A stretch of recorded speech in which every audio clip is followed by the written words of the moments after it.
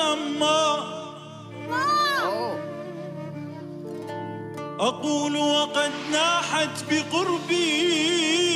حمامة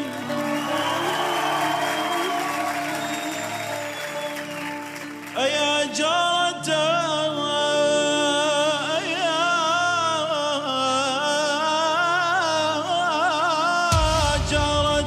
لو تشعرين بحالي مع هذا الهوى ما ذقت طارقة النوى